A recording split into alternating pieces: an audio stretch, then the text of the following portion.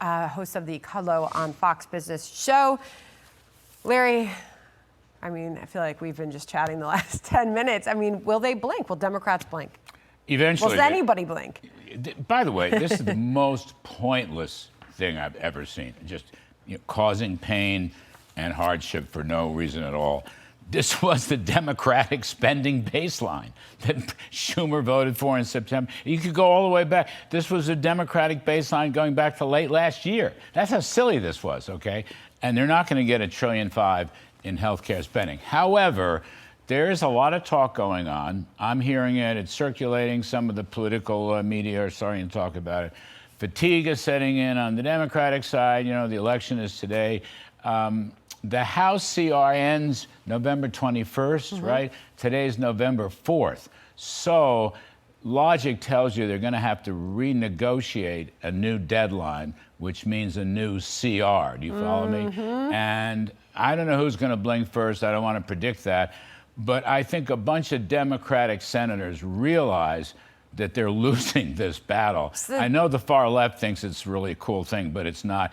All these unions, I mean, Democratic unions, one after another, are saying, you know, end the shutdown and sign the damn CR and negotiate policies later. Charlemagne, the God, has a large audience for the Breakfast Club, and he said something very similar. His message to Democrats, listen. Democrats, you fought. It seemed like you lost the fight.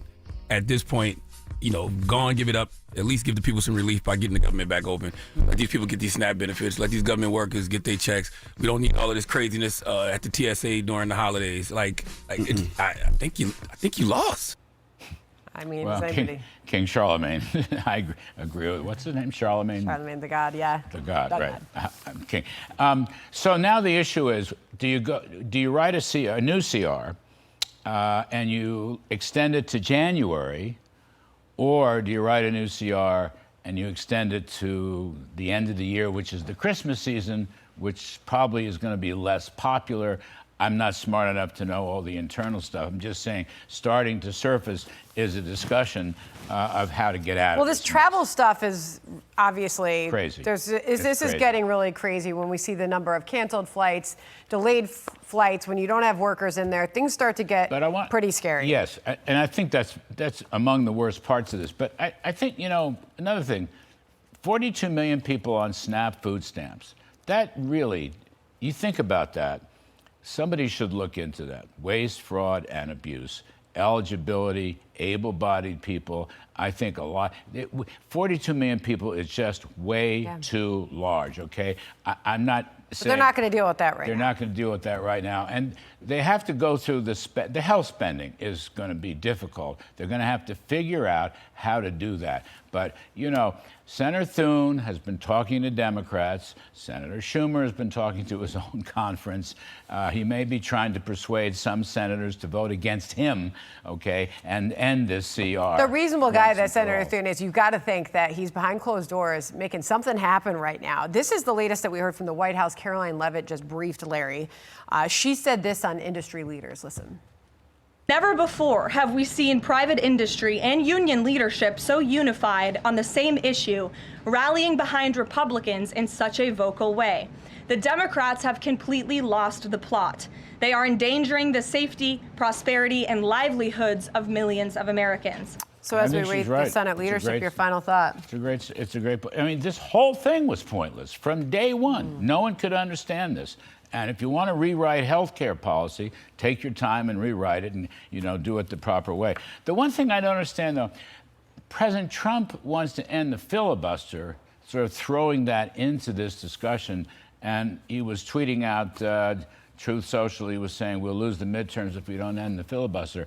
I mean, I don't know what his logic is. I've spoken to him about it, but there's no senator, I mean, as far as I know, no senators have stood up and said this is a good idea.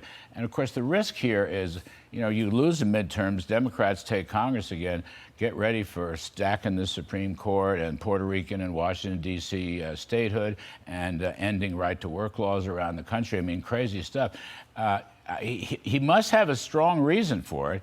He hasn't really explained it that much, but that's kind of like a little monkey wrench thrown into it. I haven't seen any Republican senators come out in support of it. We've got Chad there. You can see in the bottom right portion of that screen, he was cut off just a little bit. He is working on his phone, and he is telling us that they're not seeing anybody, they're not hearing anybody right now.